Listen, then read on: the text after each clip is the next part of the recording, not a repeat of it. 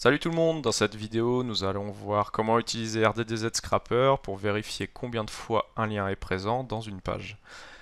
Avant de commencer, je tenais à vous dire que cette vidéo a été inspirée par Christian Méline qui a demandé il y a quelques jours de cela sur Twitter comment vérifier si des URL se trouvent plusieurs fois dans une page. Je vous mettrai un lien vers sa chaîne YouTube dans la description. Et cette vidéo sera également l'occasion de voir comment utiliser la nouvelle fonctionnalité de la 1.7.4 de RDDZ, notamment les colonnes personnalisées. Allez, c'est parti. Donc pour commencer, on va déjà aller dans le mode expert. Pour les besoins de la vidéo, j'ai déjà bien évidemment créé le moteur. Vous pourrez vous en inspirer pour créer le vôtre. Le nom, je l'ai appelé Link Count Checker, qui est assez parlant. Pour les colonnes, donc ça c'est les nouveautés dont je vous parlais juste avant. La colonne 1, je l'ai appelée URL, donc qui va correspondre aux URL sur lesquelles je vais chercher le lien. La colonne 2, l'URL recherché, donc le lien que je recherche sur cette page-là. Et la colonne 3, lien trouvé, donc qui elle correspondra au nombre de fois où ce lien-là a été trouvé sur cette page-là. L'URL complète du moteur, donc étant donné que je ne recherche pas que sur une seule URL, je vais utiliser donc custom 1 qui est la liste ici. Donc je vais chercher sur toutes ces URL. Et donc le XPath que je vais vous expliquer. On va utiliser donc la fonction count de XPath qui sert à compter le nombre de fois que cet élément là, qui est entre parenthèses en fait, va être trouvé. Donc là, je vais rechercher tous les liens. Donc slash, je parcours toute la page, tous les liens, je récupère tous les liens qui commencent par donc starts with href custom 2. Donc ici, donc je vais récupérer tous les liens qui commencent par https://twitter.com. Après, hein, genre je pourrais avoir un slash n'importe quoi. Ces liens seront remontés. Et donc juste pour les besoins de la vidéo, ça après vous n'êtes pas obligé de le mettre, forcément. Donc je veux qu'il commence par Twitter et qu'il ne contienne pas Renard du désert. Puisque je vais effectuer une recherche sur chacune de ces URL et que pour chaque URL j'ai un lien vers mon compte Twitter. Ensuite on va passer au préfixe. Le préfixe, donc premier. Là, on est d'accord que normalement, c'est ce qui va me remonter, c'est juste le nombre d'occurrences, c'est le XPath, hein, c'est ça ce qui va être remonté. Donc en préfixe, je vais rajouter donc custom 1 qui va être l'URL sur laquelle je cherche.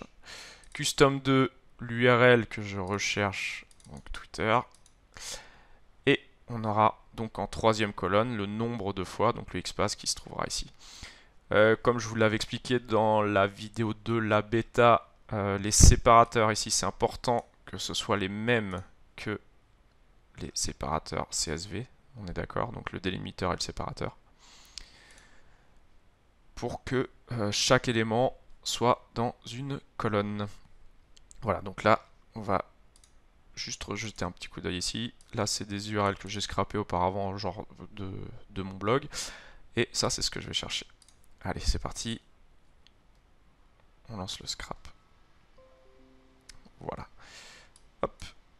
Donc on retrouve bien les différents éléments que je vous expliquais avant, à savoir les URL sur lesquelles on cherche l'URL qui est recherchée ici et le nombre de fois où le lien a été trouvé.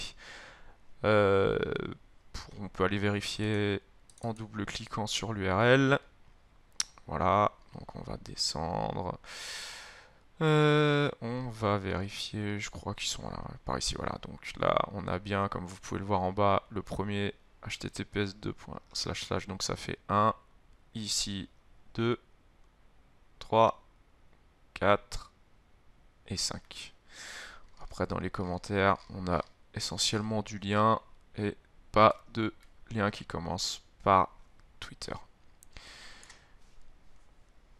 Pour revenir à une petite chose que j'avais expliqué aussi dans la vidéo de la bêta, Les colonnes que vous trouvez ici, donc le HTTP status, de dofollow, backlinks, etc., etc. Donc ça, ce sont des opérations que vous pourrez réaliser sur ces URL-là, puisque, comme je l'avais dit auparavant, la colonne se nomme URL. Donc à partir du moment où une colonne se nomme URL, vous pourrez effectuer donc, toutes ces actions qui sont ici sur cette colonne-là.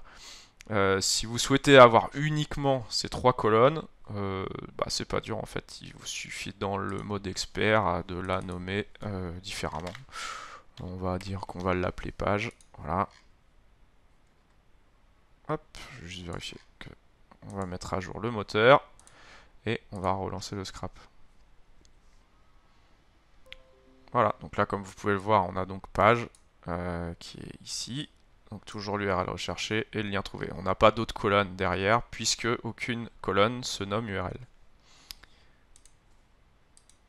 Voilà. Merci à tous d'avoir suivi ce tuto et je vous dis à la prochaine. Allez, à ciao ciao. Puisque je vais effectuer une recherche sur chaque